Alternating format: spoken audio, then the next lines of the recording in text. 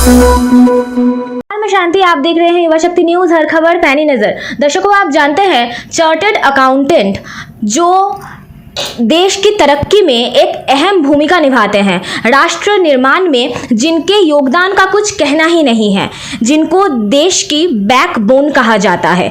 तो इसी तरह से युवा शक्ति चैनल पर आपने कई चार्टर्ड अकाउंटेंट को देखा होगा।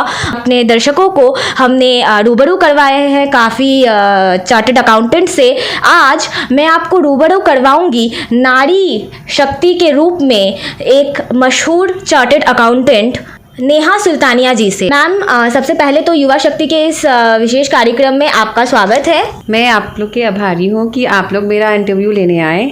आज मैं जिस स्थान पे बैठी हुई हूँ वहाँ पे मैं खुद चाहूँगी कि सब लोग समझें उस स्थान का इम्पोर्टेंस, क्योंकि सीए इंडस्ट्री एक प्रेस्टिजियस प्रोफेशन है जो आज सारे बिजनेसमैन हो, चाहे जितने भी इंडस्ट्री हो या जितने भी मीडियम क्लास या बोलूँगी तो मैं लार्ज स्केल इंडस्ट्री हैं, वो इसका इम्पोर्टेंस समझते हैं। इस पोजीशन का जो इम्पोर्टेंस है वो आज देश में दिख रहा है।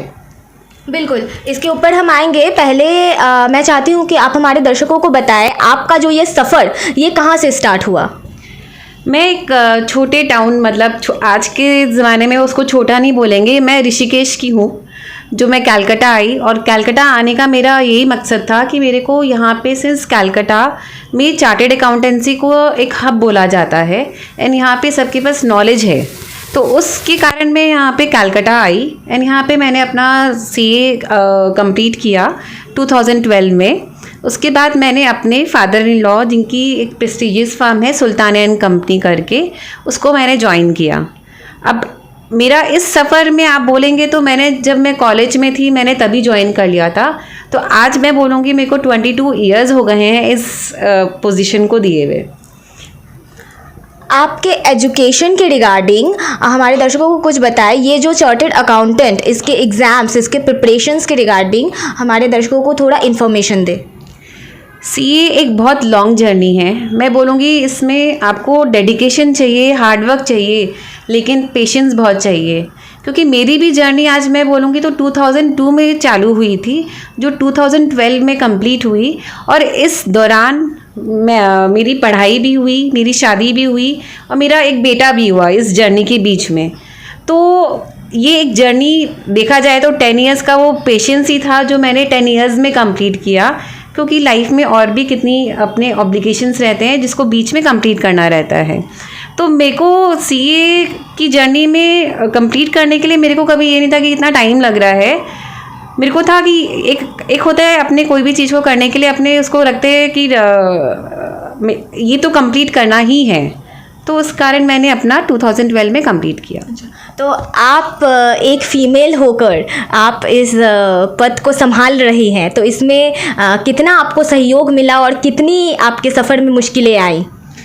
इस जर्नी के लिए मैं बोलूँगी, आज सबसे पहले जब मैं ऋषिकेश से कलकत्ता आई तो उस समय मेरे पेरेंट्स ने मेरा बहुत हेल्प किया, मतलब वो मेरे साथ खड़े हुए रहे। क्योंकि being a girl of a traditional Orthodox family, अब मारवाड़ी, जिसमें गर्ल्स को एकदम लास्ट में बाहर पढ़ने भेजा जाता है, लेकिन आई वॉज द वन जो ब्लेस थी, जिसको मेरे को आगे बढ़ने दिया गया।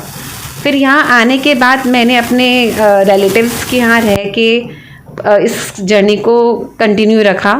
फिर एक टाइम आया जब मैंने इसको कंप्लीट भी किया, तो ये मेरी जर्नी रही हुई है। As you are more than 20 years experience, तो काफ़ी सारे अचीवमेंट्स एंड अवार्ड्स एंड काफ़ी सारे पद को आप होल्ड कर रहे हैं, तो ये हमारे दर्शकों के साथ थोड़ा शेयर कीजिए। अगर मैं बोलूँ तो मेरी लाइफ की जर्नी हमेशा बहुत हार्डवर्क की रही हुई है, तो मेरे को बहुत, मैं यहाँ पे काउंटिंग नहीं कराना चाहूँगी कि मेरे को कितने अवार्ड्स मिले, लेकिन हाँ ये ज़रूर होता था कि कभी भी कोई अवार्ड फंक्शन होता था तो उसमें एक नाम ज़रूर अनाउंस होता था, नेहा सुल्तानिया। तो आप काउंट कर सकते हैं कि कितने सालों में इतने अवार्ड फंक्शन हुए, तो उसमें एक नाम मेरा भी अनाउंस होता ही था, चाहे वो अवार्ड के लिए हो चाहे वो गिफ्ट के लिए हो, लेकिन एक नाम ज़रूर होता था, नेहा सुल्तानिया। जैसे कि मैम सीए इस पोजीशन को देश के अर्थव्यवस्था का बैकबोन कहा जाता है, तो इसमें आप लोगों के ऊपर जीएसटी आने के बाद कितनी ज़्यादा रिस्पॉन्सिबिलिटीज़ बढ़ गई? देखिए, रिस्पॉन्सिबिलिटी तो मैं बोलूँगी कोई भी पोजीशन, चाहे वो कोई भी चीज़, कोई भी टैक्स रिजीम बोलिए, वो रिस्पॉन्सिबिलिटी तो होती है। और अगर जीएसटी भी है, आया है, तो हम लोग को उसको आज, अगर बीइंग अ चार्टेड अकाउंटेंट, मैं अपने असेसीज को, क्लाइंट्स को यही बोलना चाहूँगी कि हम लोग को इसको टाइमली कैलकुलेट करके टाइमली डिपॉजिट करना चाहिए। और कोई भी टैक्स अपनी कंट्री के लिए बेटरमेंट के लिए ही होता है। तो जैसे कि मैंने आपके ऑफिस में एंटर किया एंड मैंने देखा कि ये आपका जो ऑफिस है Sultania and company is a very good infrastructure, और यहाँ का जो वर्क एनवायरनमेंट है वो भी बहुत ज़्यादा प्लेजेंट है। तो ये इस ऑफिस के कितने ईयर्स हो गए? इस ऑफिस को बने हुए इस सुल्तानिया एंड कंपनी को इनकॉर्पोरेट हुए 1974 में हुए थे। तो आज के टाइम में मैं बोलूँगी ये 50 साल पुरानी फर्म है। एंड इसका योगदान मेरे फादर इन लॉ सीए सज्जन जी सुल्तानिया ने दिया हुआ है। वो हमेशा इस मतलब ये पूरा सेटअप, पूरा बोलेंगे ये ऑर्गेनाइजेशन को संभालने में उनका बहुत बड़ा योगदान रहा हुआ है।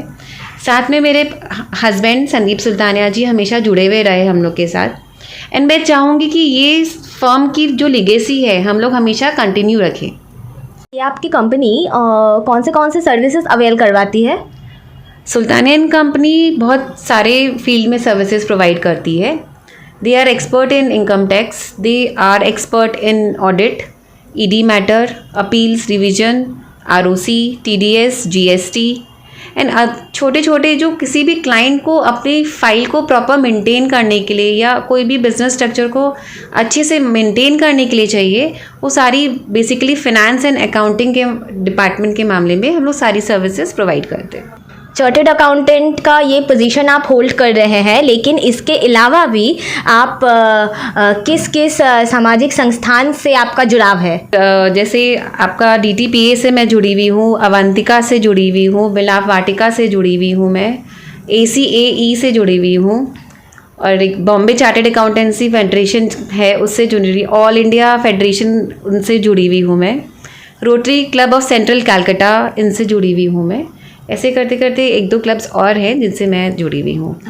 मैं जैसे हम लोग चाहते हैं कि प्रोफेशन के साथ साथ चैरिटी भी इंक्लूडेड रहे, तो वो कंट्री के लिए अच्छा रहता है।